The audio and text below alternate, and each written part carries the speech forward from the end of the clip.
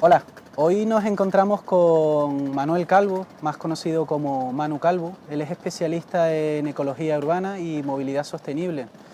Le tenemos que agradecer especialmente el ratito que ha encontrado para poderse entrevistar con nosotros, con Tenerife por la Bici, puesto que ha venido en un vuelo flash desde Sevilla a Tenerife y regresa pasado mañana. Hola Manu. Hola, Gracias Alberto. por reunirte con Tenerife por la Bici. De nada, un placer. Mira, te queríamos preguntar desde Tenerife por la Bici unas pequeñas cuestiones. La primera de ellas es, ¿qué hacemos, qué es necesario para hacer una ciudad más amigable? Bueno, en realidad es prácticamente transformar la ciudad tal y como la conocemos, porque en las últimas décadas se ha producido un proceso de adquisición por parte del coche del espacio público urbano. Es decir, hemos decidido destinar a la circulación motorizada en vehículos y a su aparcamiento entre el 60 y el 80% del espacio urbano de la ciudad. Y esto lo que ha provocado es que la ciudad pues, no sea amable, sea un lugar inhóspito, sea un lugar donde en la mayoría de nuestras calles y avenidas los niños ya no pueden jugar, no se puede salir a pasear.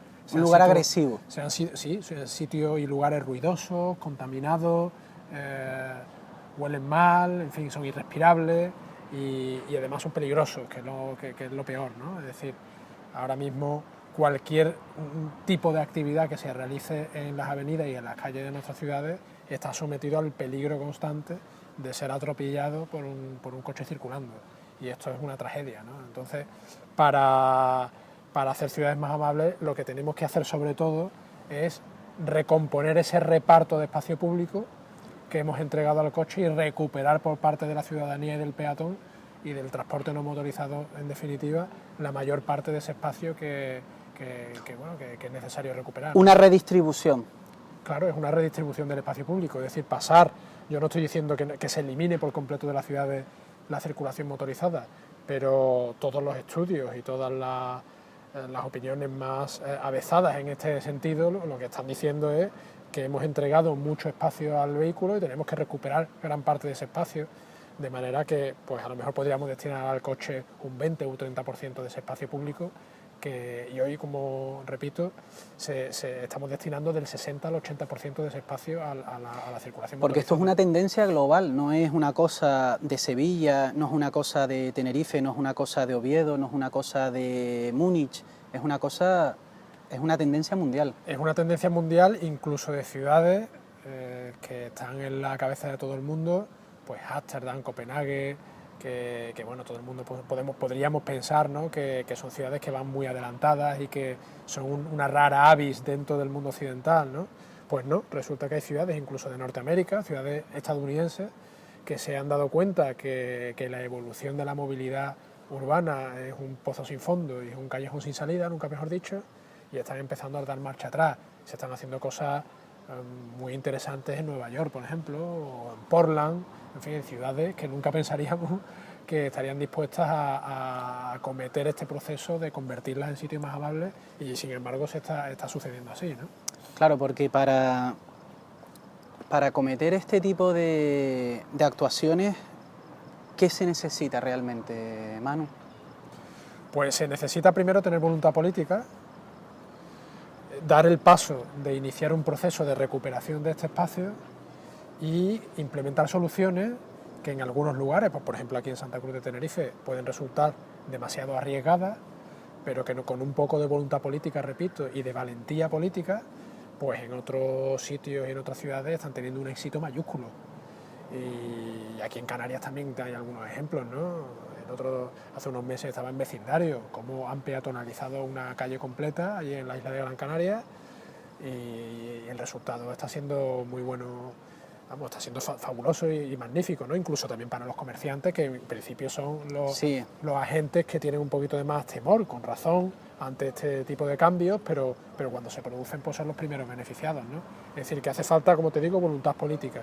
Y después... Determinación. Determinación. Y después determinación técnica, porque lo que evidentemente tenemos que plantear soluciones que no están en el recetario común. Cuando durante 4, 5, 6 décadas el protagonista en la planificación de la ciudad ha sido la movilidad motorizada, pues ahora tenemos que aplicar soluciones que no van en ese camino. Sí, exige un sobreesfuerzo por parte de todos, un poco para cambiar ese chip, ¿no?, al que estamos habituados, claro, que es que todos ir en torno al vehículo motorizado. Claro, y además comprender que estas otras soluciones que apuestan por una movilidad diferente y por una accesibilidad diferente son técnicamente viables y son técnicamente responsables también. O sea, que no son juguetes ni son cosas que son a la guinda del pastel o que son medidas que se toman sin ningún tipo de experiencia técnica o de bagaje técnico. Muy al sin contrario. Ningún tipo de planificación. Muy al contrario, esto está todo planificado, hay una técnica precisa que define cuáles son las soluciones mejores, hay unos estudios que han de realizarse y hay una planificación que se puede implementar y que en la inmensa mayoría de los casos, repito, está teniendo muchísimo Sí, no se éxito. debe dejar en manos de la improvisación, un poco de lo que se puede ir opinando sobre la marcha y ir adoptando medidas un poquito para tener contentos a ambas partes. Claro, ¿no? Date cuenta que en muchas ocasiones estas medidas de movilidad sostenible implican un cambio total de la percepción del reparto del espacio público. Y lo que antes era prioritario ahora no solo tiene que dejar de serlo, sino que además es algo que no se tiene ni que tener en cuenta. Es decir, hay una medida que se está tomando en muchas ciudades y es una limitación expresa del aparcamiento libre. Bueno, pues esto va en contra de muchos hábitos que tiene mucha ciudadanía, ¿no? Claro, sí. Gran parte de la ciudadanía. Sin embargo, el resultado en el medio plazo siempre es positivo, incluso para la ciudadanía que antes se oponía. Pero claro, este tipo de soluciones, porque hasta ahora lo que se ha intentado siempre es aumentar esa disponibilidad de aparcamiento. Efectivamente, sin embargo hay que dar marcha atrás. Normalmente los ciudadanos lo que suelen pedir son más plazas de aparcamiento. Claro. Entonces esto choca un poco con la política de ese alcalde, de esa ciudad, en concreto estamos hablando ahora de Santa Cruz de Tenerife, choca un poco con la política de facilitar plazas de aparcamiento. Sí, bueno, esto es un aspecto de lo que hay que hacer, hay muchos más, hay que calmar el tráfico, hay que reducir la anchura de los carriles, hay que jerarquizar muy bien el viario para que en las zonas residenciales la prioridad siempre sea del peatón o de la bicicleta o incluso del juego de los niños antes que de la circulación motorizada, hay que definir muy bien cuáles son las necesidades de aparcamiento de los residentes o las necesidades de aparcamiento rotatorio, porque no siempre son lo mismo. Es decir, hay unas técnicas que se están aplicando con éxito en muchos otros lugares, muchas otras ciudades y que, repito, tienen unos resultados muy interesantes y al final, a medio plazo, la misma ciudadanía se ve beneficiada, ¿no? Claro, nosotros hemos comenzado la entrevista preguntando qué medidas pueden hacer una ciudad más amigable, más amable. No hemos nombrado en ningún momento la bicicleta. Sin embargo, ¿qué papel juega, llegados a este punto, Manu, la bicicleta en hacer una ciudad más amigable? La bicicleta, en primer lugar, hay que tener en cuenta que es el medio de transporte más eficiente que existe, energéticamente, incluso en tiempo, en comodidad. La bicicleta es un instrumento maravilloso, barato, que está fácilmente disponible y que nos permite, con la fuerza muscular, realizar unas distancias muy largas.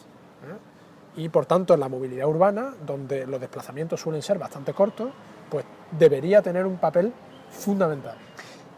En tu opinión de experto, ¿qué desplazamiento sería el conveniente o el que se podría realizar en bicicleta sin ningún tipo de problema? Pues hasta los 5 o 6 kilómetros sin problema, aunque es cierto que hay también estudios que están empezando a descubrir que cuando existe una política de fomento de la bicicleta a nivel de ciudad, a nivel urbano y a nivel metropolitano, por ejemplo aquí se me ocurre la relación tan estrecha que existe entre Tenerife y La Laguna, pues, o Santa Cruz y La Laguna, Santa Cruz y La Laguna, sí. Estas distancias se alargan, teniendo en cuenta que también se pueden aplicar soluciones tecnológicas al tema, no solo en el vehículo en sí de la bicicleta, como son las bicicletas de pedaleo asistido, que te permiten subir cuestas y hacer distancias de 10-15 kilómetros sin ningún tipo de esfuerzo, como también en la intermodalidad, es decir, la vinculación y la alianza que se puede producir y que de hecho se produce también en muchas áreas metropolitanas entre la bicicleta y los medios de transporte público, el sistema de transporte público. ¿Por qué lo digo? Porque la bicicleta es un instrumento que contribuye a aumentar el rango de acción de las paradas de transporte público. Ahora el transporte público está calculado para que se acceda a las paradas en una distancia entre 300 y 800 metros, dependiendo de la capacidad de la línea de transporte público que estemos considerando, y sin embargo la bicicleta lo que hace es ampliar ese rango en una media entre 2 y 3 kilómetros. Esto es una ampliación mayúscula, de manera que si la ciudad está preparada para la circulación en bicicleta, el transporte público también atrae a muchos más clientes, de manera que los ciudadanos y las ciudadanas con su bicicleta llegan a la parada de transporte público, aparcan su bicicleta de manera segura y utilizan un medio de transporte público. Y te voy a dar un dato. En el sistema de cercanías y de trenes de Holanda, más del 40% de los usuarios y las usuarias de ese tren llegan a la estación en bicicleta. Acceden y se van en bicicleta. Exactamente. Lo que se dice en la técnica, egresan a la estación, acceden y egresan en bicicleta, alrededor del 40%. Sí, ¿Por qué? bastante. Porque digamos, el sistema ferroviario de Holanda pues tiene a un equipo de gente constantemente trabajando en cómo mejorar esa alianza, que es infraestructural y también es de regulación y tarifaria, entre la bicicleta y el transporte público. Por tanto, en las áreas metropolitanas ahora mismo se están implementando políticas en este sentido. Y aquí también podría, ¿por qué no?, en Tenerife aplicarse, ¿no? Nosotros, de donde yo vengo, que es Sevilla, estamos en esta idea y hemos hecho algunos estudios y los números que nos salen son bastante impresionantes. De cómo, claro. Ahora que has nombrado Sevilla, Manu, Sevilla se ha posicionado entre las mejores ciudades de Europa a nivel de amabilidad y en concreto mediante el uso de la bicicleta como vehículo para lograr esta amabilidad, para acercar la ciudad a las personas. Sí, Sevilla era una ciudad difícil, es una ciudad que todo el mundo sabe que tiene un sector de la población muy conservador, con la Semana Santa y con todo este tipo de cosas, ¿no? Pero bueno, en un momento dado los astros se alinean, hay una especie de voluntad política expresa para desarrollar la bicicleta como medio de transporte y se realiza una red de vías ciclistas conectadas y además en un tiempo muy corto. Es decir, en año y medio pasamos en Sevilla de 12 kilómetros de vías ciclistas desconectadas a 80 en año y medio. Increíble, sí. Entonces, en el periodo de 2 o 3 años, el uso de la bicicleta se multiplica por 10. Y entonces ahora en Sevilla, pues la bicicleta forma parte del paisaje urbano, es un medio de transporte utilizado por 200.000 sevillanos y sevillanas de manera habitual y es algo que entra en la agenda y en los hábitos de la familia. Es decir, el ir en bicicleta a los sitios, ¿no? Entonces la frase de esto no es Holanda, esto no es Dinamarca, ya no tenemos por qué decirla en España. Es decir, tenemos un ejemplo, como es Sevilla, una ciudad que no era ciclable, en la que no se usaba la bicicleta y que ahora se ha posicionado, Manu, no sé si sabes exactamente, puedes decirnos en el ranking a nivel europeo, pero creo recordar que está en la 4ª posición o en las 3 primeros, no lo recuerdo muy bien. Bueno, no es del todo así, porque lo que mide ese ranking al que estás haciendo alusión, que efectivamente Sevilla estuvo en un tiempo en la 4ª, son las ciudades que en un momento dado hacen más por promocionar la bicicleta. Y entonces Sevilla, en ese caso, en este periodo que te digo, pues hizo mucho y entonces escaló hasta la 4ª posición. Pero ahora mismo en Sevilla aproximadamente el 9% del reparto modal mecanizado se hace en bicicleta. Estos son entre 60 y 70.000 desplazamientos diarios. Y lo mejor es que han entrado a formar parte de la cultura urbana de Sevilla, ¿no? Efectivamente, como tú decías, esas excusas, que no son más que excusas, culturales con respecto a esto no somos holandeses y tal, no son más que paparruchas. A nosotros nos decían estas cosas también, sin embargo, el proceso continuó, fuimos decididos en aquel momento. Y al final se ha conseguido mucho porque, insisto, en que ahora mismo Sevilla la bicicleta es un medio de transporte al nivel de cualquier otro. Sí es cierto que en Sevilla tenemos muchas cosas por hacer todavía, en lo que te hablaba antes de la ciudad amable, de la pacificación del tráfico y la movilidad sostenible.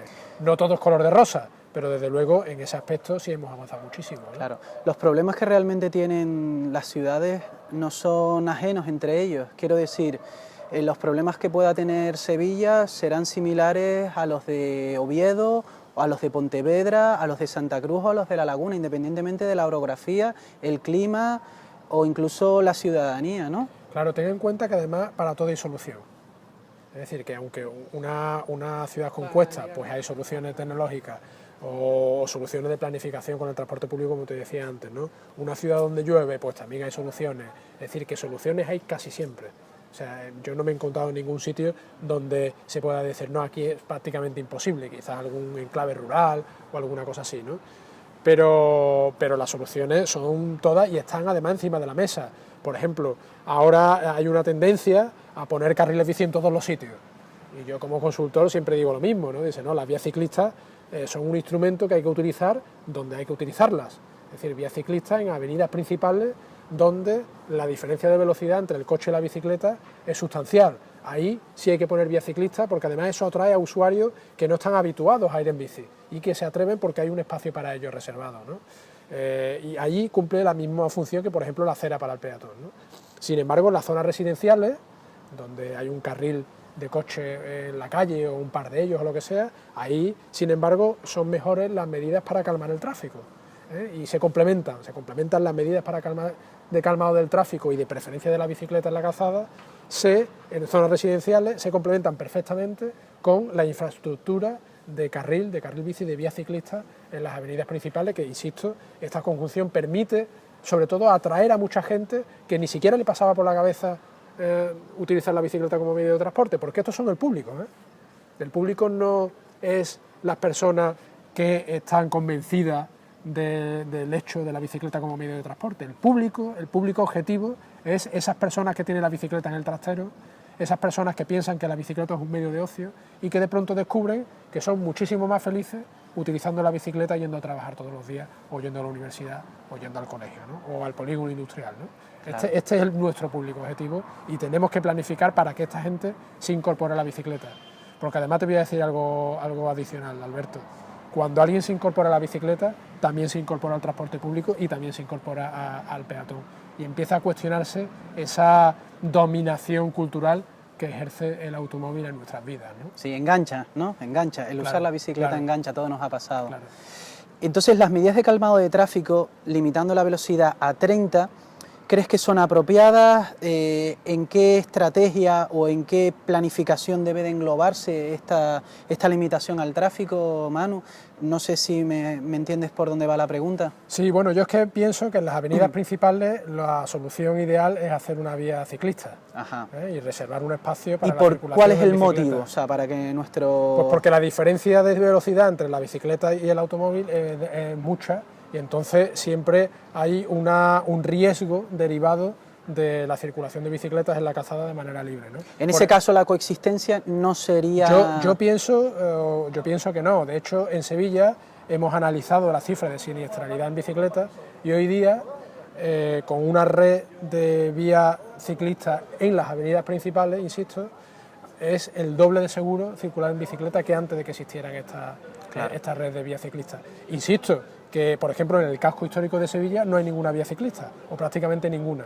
¿Por qué? Porque en la zona histórica, en la zona también de barrios residenciales, la estrategia tiene que ser otra. La estrategia tiene que ser, efectivamente, de coexistencia, tiene que ser de planificación y de educación y de recomposición del espacio urbano, para que en todo momento el automóvil tenga la sensación de que es un convidado de piedra en ese espacio. Es decir, no le corresponde la prioridad, no le corresponde el protagonismo, ahí el protagonismo es del peatón, de la bicicleta o de las personas que hablan libremente por la calle o de los niños que juegan a la pelota, ¿no? Llegados a este punto, Manu, ¿cómo ves la implantación de una red ciclable en lo que es el área de Tenerife, más concretamente en Santa Cruz o San Cristóbal de la Laguna? Bueno, yo veo que efectivamente hay dificultades, que en este caso son orográficas. Por ejemplo, no hay dificultades climáticas, como si las puede haber en Holanda, ¿no? Mucha gente me dice, no, es que claro, en Holanda todo es llanito. Exacto. Y la bicicleta va muy bien, sí, pero en Holanda hace un viento, sí, ¿no? Y llueve y hace frío. Exageradamente importante, y cuando tú estás en la bici y te está dando de cara un viento de 30 km por hora, es como si estuvieras subiendo una montaña. Sí. Y allí, bueno, pues la gente sigue utilizando la bicicleta. Yo creo que lo que hay es que ponerse con voluntad política a ver qué se puede hacer. Y seguro que se puede hacer algo. Aquí en Santa Cruz hay avenidas que son llanas. ¿Por qué? Porque sigue la curva de nivel. Bueno, pues ahí serían lugares muy propicios para